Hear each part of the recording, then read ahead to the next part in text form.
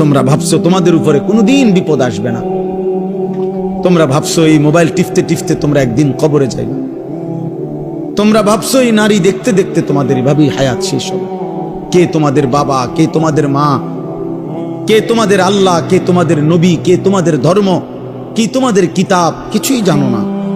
চেহারা সুরত দেখলে বোঝা যায় বাপ দাদা বংশ ধর্ম আল্লাহ নবী কারোর সাথে কোনো সম্পর্ক নেই।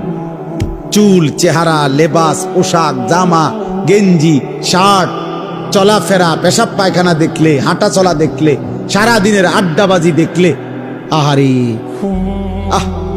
365 দিনে কোনোদিন মসজিদে আসলা না, কোনোদিন ফজরের নামাজ পড়লা না।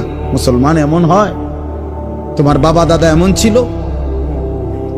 তোমার পূর্বপুরুষ এমন ছিল? বাপ, একজন মুসলমান 365 দিনে কোনোদিন ফজরের নামাজ পড়বে না? হ্যাঁ, 16 বছরে 20 বছরে কোনোদিন মনে পড়লো না যে আমার নবী সাল্লাল্লাহু আলাইহি ওয়াসাল্লামের চুল মুবারক কেমন ছিল? আমার নবীর যে লক্ষের চাইতে বেশি সাহাবী ছিল, ওনাদের চুল কেমন ছিল? ওনাদের কি মাথায় চুল ছিল না? কথা বলে না। নবীজির সাহাবাদের মাথায় চুল ছিল? নবী সাল্লাল্লাহু আলাইহি সাল্লামের মাথায় চুল ছিল? সাহাবাদের পরবর্তী তাবিঈ আউলিয়া বুজুর্গদের মাথায় চুল ছিল?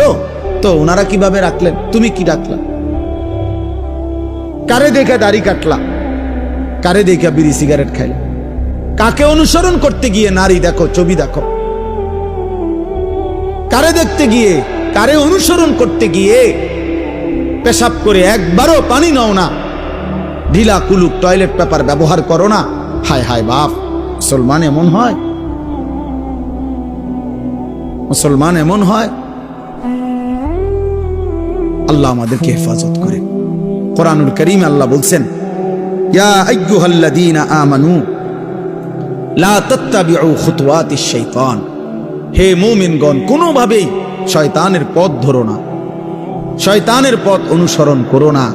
মানে হলো গুনাহ, গুনাহের রাস্তায় যেও না। ওয়াদারু যাহিরাল ইসমি ওয়া বাতিনা,